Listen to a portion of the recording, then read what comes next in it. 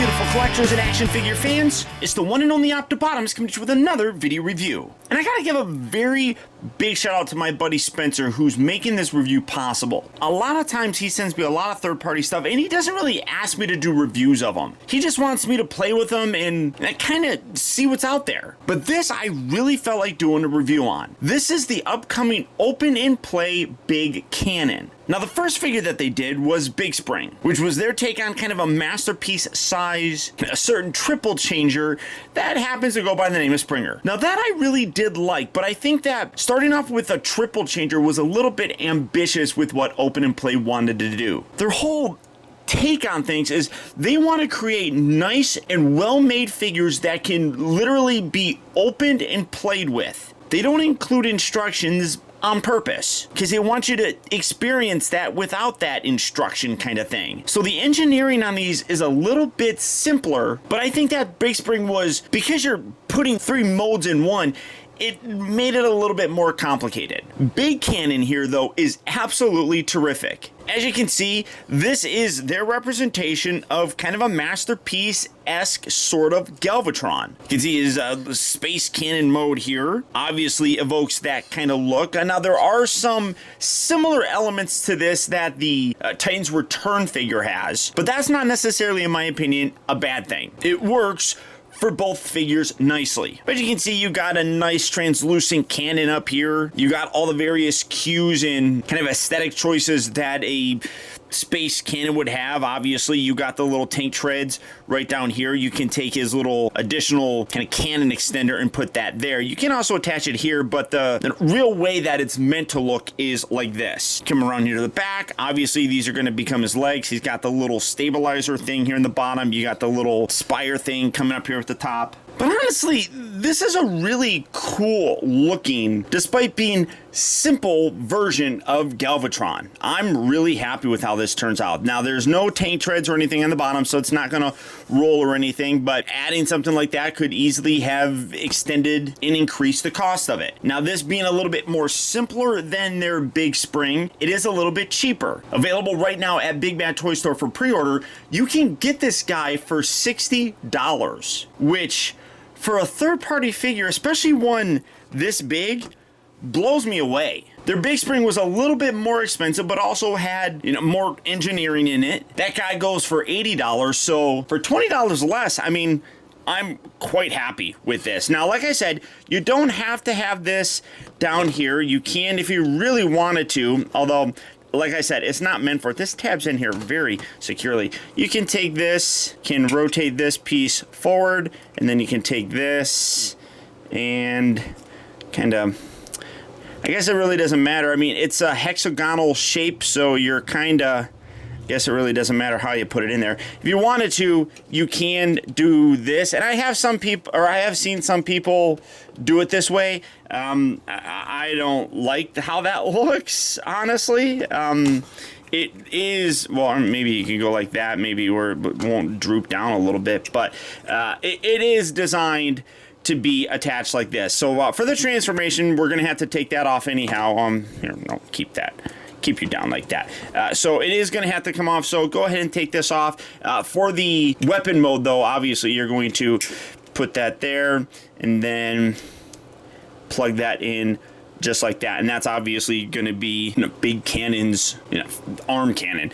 Now, like I said, very simple in terms of the transformation on this guy. Really very impressive. Now, first you want to come around here to the legs, split this all the way down, including this little bottom section, and then you can take this and extend these down and out. Now, when you bring this in, that will lock that into place and spin that around. When you go back to his tank mode, you got these little buttons right here, and I'll show that how to move that. And some people's are really stiff. This one kind of is on mine as well. You don't have to go too far to move it. You can see it only goes about right there, and then you can loosen that. Well, I completely put it right back. So pull that and then pull that away. It does get tricky to do, and it's sharp right there, so it does hurt your fingers, so be careful when you're doing it. Rotate that around, bring that down, lock that into place. Rotate the little feet out like so. Take these, collapse these down, spin this, and then you collapse that up and in and goes just like that. So you can see similar sort of thing with the Titan's Return guy. So bring that down, collapse that, bring that there, kind of straighten all that stuff out. You can then take this, we're going to lift these up, swivel these around like so, bring these bits down, rotate here, well, no, come around here to the back, detach this, fold that whole section down, then you can rotate him here at the waist like that. You can bring that up, and then this piece right here, you got a little slot section right here that tabs in to that back piece, so bring that up and just push that in. Let's see, where is it at? Get you in there. Make sure that the back is straight. When you do this, it does kind of lock his waist rotation, so you do have to be a little bit careful. Rotate these arms down, come around here to this section. You're going to pull this and then rotate his head. Now mine, because it is a test sample, one thing I will say about the head is that the pin on the inside here that attaches to the neck is a little bit loose. Sometimes it pops out and I have to put it back in there. Hopefully that's fixed in the final one. Put that right up there. Bring this back section up like that. I guess I can angle up so you can see the whole thing. And then you just take this, fold this down. You got a little tab that locks it up there. And fold this. Rotate his fist around. Close that. Do this side as well. Detach this. Open up the intersection there. Rotate his fist out. Put that there. Straighten out these arms.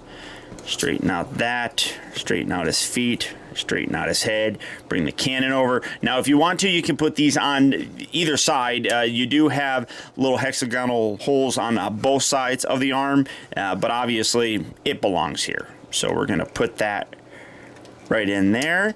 And when you're done, as you can see, very simple transformation, but yields an absolutely gorgeous looking robot mode. And yeah, I mean, it is simple, and some people have complained about it, but I'm really very impressed with this. I really do like this guy, probably more than Big Spring. I think it just works a lot better. Now, for some size comparisons, obviously because this is a Masterpiece style Galvatron, here he is next to the Masterpiece Hot Rod figure, or what, no, I shouldn't say Hot Rod, this is Rodimus Prime. And you can see that Galvatron, or Big Cannon here, is a little bit taller than he is at the head, which I don't think I mind all that much. I kind of like Megatron / Galvatron being a little bit bigger than the Autobot leader. So this scale works pretty decently. And then for another comparison, here he is next to Big Spring, and you can see that, again, he's also a little bit shorter than he is. A lot of it has to do with the little crown thing and then the little spire thing in the back. But for the most part, like at the actual head, he is still a little bit smaller, which, again, works. I like Galvatron being big and burly. But overall, really nice aesthetic. You can see that the legs do have a very similar kind of thing that the Titan's Return figure had. But as I said, I don't think that's really a bad thing. They take some of the elements that were really good with that. I mean, I don't know if they, straight up just meant to do that or what, but the legs worked good. And then other things, this is definitely a thing where you can sit there and be like, it doesn't need to be that complicated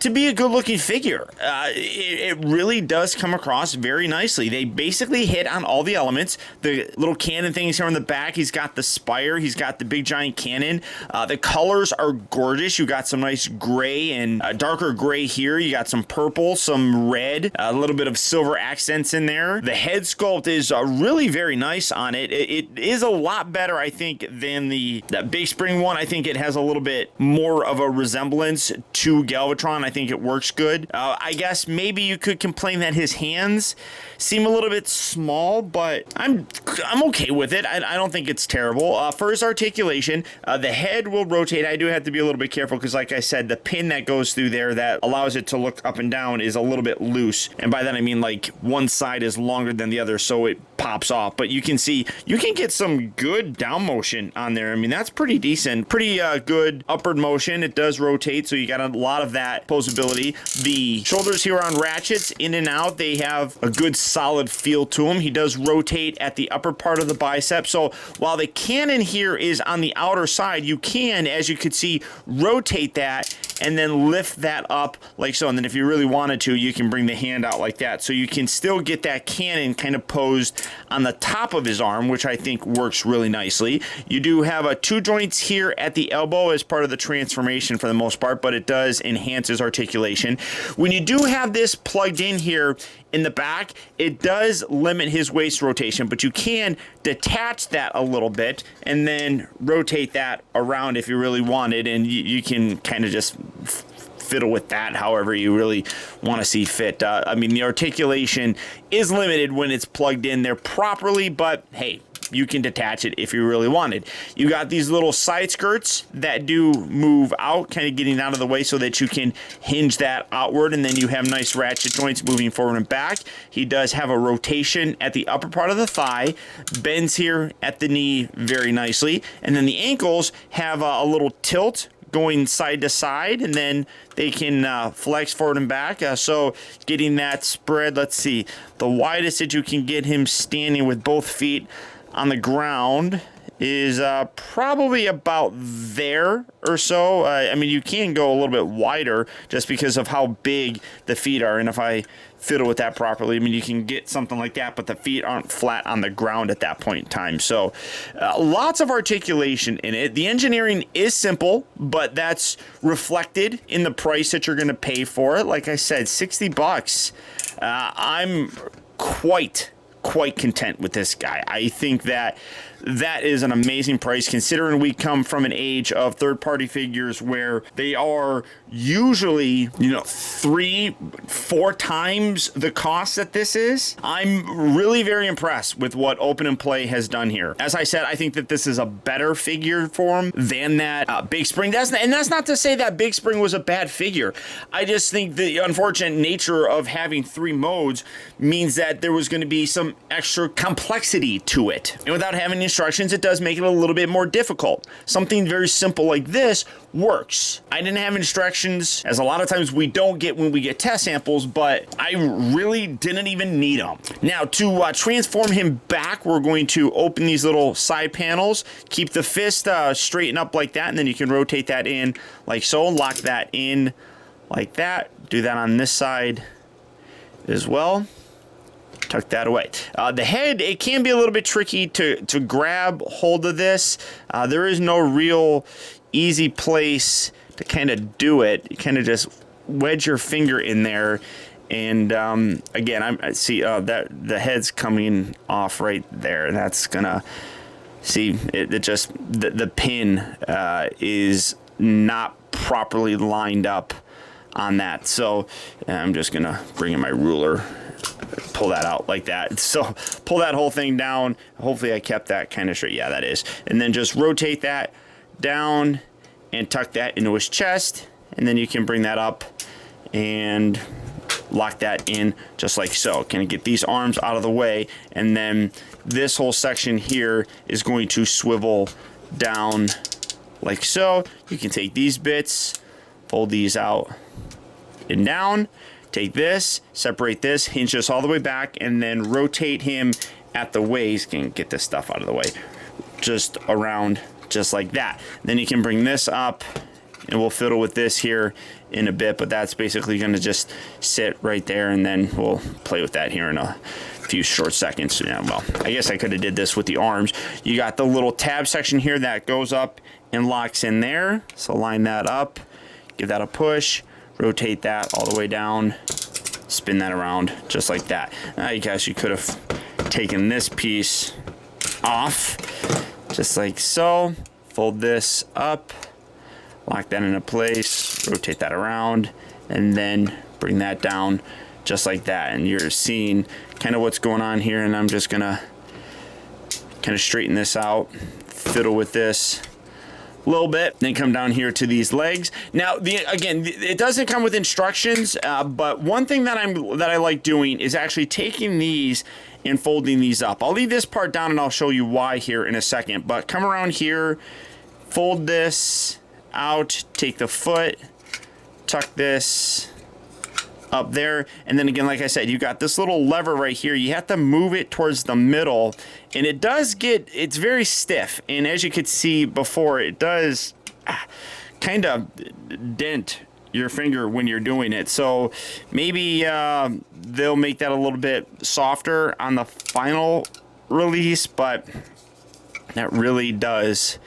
hurt your fingers when you're doing it. So just move that, and then damn you, I'm sorry, I shouldn't say, I apologize. I try not to swear in my videos. I try to keep these, you know, child friendly, but that hurt. Okay, so rotate that and then spin here and accordion that all the way up. Then you also have on the inside, this is kind of hard to see, but you got a little tab and slot thing here in the middle. You want to bring that up, and you're going to lock that into place there. Now, I like bringing these pieces up because it fills this kind of area in. If you don't do that, again, we're going to rotate this around, see if I can do it without using, ow, you son of a biscuit. There, all right, there we go. Okay, so hinge that out. Now, if you don't, and bring this in, and then again, you gotta have to line that little tab up on that little purple crotch piece. Bring that up, give that a little push, and lock all this together. Bring the little feet down. Squeeze this. Wait, what's going on here? Oh, okay. Get that out of the way. Get that good squeeze. Make sure that it's fighting with those little tabs up there. I don't think I have it properly pushed in. There we go. But okay, so now you see I put that little skirt piece up, and it kind of fills that in. When you don't put it up, it kind of leaves a gap there. It's personal preference, really. And again, there's no instructions, so do what you want. But when you bring that up, I think that looks a little bit better, just because, like I said, it kind of fills that little space a little bit better, and there's something there at that point. So keep that all squeezed, keep that there. This piece here, we're going to hinge this down and lock that in right there. Kind of futz with these. Bring this down, and then you squeeze these pieces together like so. Kind of angle that back some, angle that back some. And again, you can take this little post, you can straighten that out there. You can put that in there if you really want to, or the best look I feel is taking this off, putting that in there just like so. He kind of moved his head around, and then take this piece, leave this underneath like that, and then you can come around here to the undersection here where there's another hexagonal shaped piece, and you can put that there, and there you have Big Cannon back in his, well, Big Cannon mode. Overall, really impressive and simple figure, which, as I said earlier, is nicely reflected in the price that you're paying. For $60, you get a fairly good representation of Galvatron in a Masterpiece scale. Yes, it isn't as complex as Masterpiece style Transformers, but the scale and size for this guy works in that sort of thing, as you could see when he was standing next to Masterpiece Rodimus Prime. I think overall this is just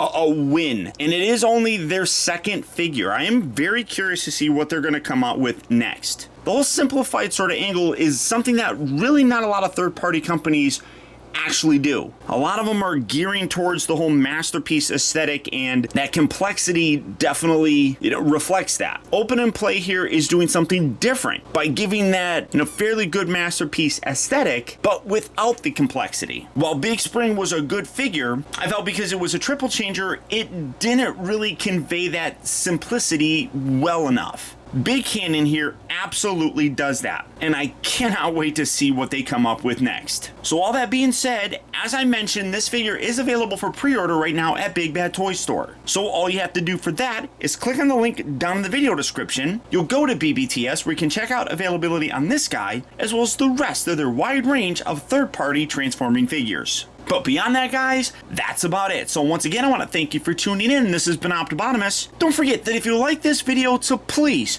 smash that thumbs up button. It really does go a long way towards helping me out, and I would absolutely appreciate it. Also, if you're new here, be sure to subscribe in case you haven't already subscribed.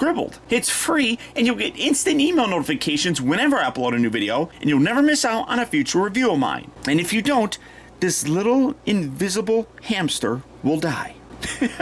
Or if you're already subscribed, now more than ever, it's important to make sure that you're getting those email notifications. We all know just how unreliable that YouTube subscription box is, and the best way to make sure that you don't miss out on a review of mine is to click on that little bell right below this video and double check your settings to make sure that they're set so that you get those email notifications. And as always, until next time, till all are one.